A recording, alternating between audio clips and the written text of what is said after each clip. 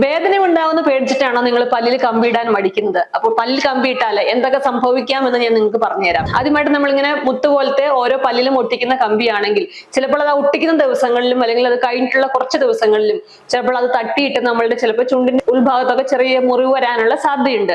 പക്ഷെ അതൊക്കെ വന്നു കഴിഞ്ഞാൽ തന്നെ നമുക്ക് മാക്സിമം ഒരു 3-4 ഡേയ്സിനുള്ളിൽ തന്നെ അതെല്ലാം മാറുന്നതാണ്. അതുപോലെ തന്നെ നമ്മൾ കമ്പിയിട്ട് കഴിഞ്ഞാൽ എല്ലാ മാസവും നിങ്ങൾക്കറിയാം അത് ടൈറ്റ് ചെയ്യാനായിട്ട് പോകേണ്ട ആവശ്യമുണ്ട്. അപ്പോൾ ചിലവരിലെങ്കിലും ഈ ടൈറ്റ് ചെയ്യുന്നതിന്റെ ഒരു 1-2 ദിവസം ടൈറ്റ് ചെയ്ത് കഴിഞ്ഞിട്ട് ചിലപ്പോൾ പല്ലിൽ ഒരു ഭയങ്കര പ്രഷർ അല്ലെങ്കിൽ ചെറിയൊരു പെയിൻ ഒക്കെ വരുന്നതായിട്ട് ഫീൽ ചെയ്യാറുണ്ട്. അതുപോലെ തന്നെ വേറൊരു കാര്യമാണ്, ഇട്ട് കഴിഞ്ഞാൽ ചിലപ്പോൾ കുറച്ച് ദിവസത്തേക്ക് ചെറിയൊരു സെൻസിറ്റിവിറ്റിയോ അല്ലെങ്കിൽ ഫുഡ് കഴിക്കുമ്പോൾ എന്തെങ്കിലും ചെറിയ ബുദ്ധിമുട്ടുകളോ ഒക്കെ ചിലർക്ക് വരാറുണ്ട്. പക്ഷെ ഈ പറയുന്ന കാര്യങ്ങളെല്ലാം തന്നെ ടെമ്പററി ആയിട്ടുള്ള കാര്യങ്ങളാണ്. പിന്നെ അതുപോലെ തന്നെ ചില ആൾക്കാർ കറക്റ്റ് ആയിട്ട് ഫോളോ അപ്പുകൾ എടുത്തില്ലെങ്കിൽ ചിലപ്പോൾ ഓർത്തോണ്ടിക് ട്രീറ്റ്മെന്റ് കാലാവധി ഭയങ്കരമായിട്ട് കൂടാറുണ്ട്. ചിലരൊക്കെ 3-4-5 വർഷമൊക്കെ കമ്പി ഇട്ടുകൊണ്ടിരിക്കുന്ന ആൾക്കാരുണ്ട്. അപ്പോൾ അത് ഇത്രയും കാലം ഒരു സാധനം വായിൽ കിടക്കുക എന്ന് പറയുന്നത് നമുക്ക് തന്നെ ഒരു ബുദ്ധിമുട്ടുള്ള കാര്യമാണ്. അതുപോലെ തന്നെ ശ്രദ്ധിക്കേണ്ട മറ്റൊരു കാര്യമാണ് നമ്മൾ ഈ കമ്പി ഊരിയതിനു ശേഷം ഇടേണ്ട റീടൈനർ എന്ന് പറയുന്നത്.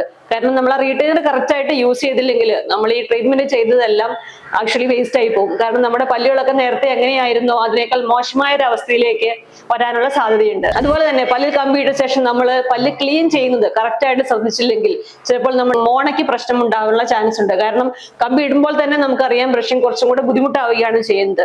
അപ്പോൾ നമ്മളൊരു എക്സ്ട്രാ കെയർ എടുത്ത് ചെയ്യുന്നില്ലെങ്കിൽ മോണയിലൊക്കെ അഴുക്കുകൾ അടിഞ്ഞിട്ട് മോണയ്ക്കൊക്കെ ഇൻഫെക്ഷൻ വരാനുള്ള സാധ്യതയുണ്ട്. അപ്പോൾ ഇങ്ങനെയുള്ള നമുക്ക് കറക്റ്റ് ആയിട്ടുള്ള രീതിയിലുണ്ട് ഡെന്റിസ്റ്റ് പറയുന്ന രീതിയിലുള്ള ഫോളോ അപ്പും കാര്യങ്ങളും നമ്മൾ കറക്റ്റ് ആയിട്ട് ചെയ്യുകയാണെങ്കിൽ പല്ലിൽ കമ്പിയിടുക എന്ന് പറയുന്നത് ഒരു വലിയ സംഭവമേ അല്ല.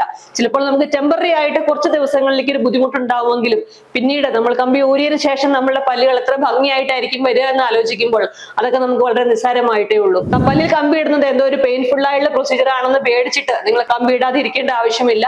വളരെ സിമ്പിൾ ആയിട്ട് തന്നെ നമുക്ക് ഈ പ്രൊസീജിയറിലൂടെ എല്ലാം തന്നെ കടന്നു പോകാവുന്നതാണ്. പല്ലിൽ കമ്പി ഇടുന്നതുമായി ബന്ധപ്പെട്ട് നിങ്ങൾക്ക് എന്തെങ്കിലും സംശയങ്ങൾ ഉണ്ടെങ്കിൽ താഴെ കമന്റ്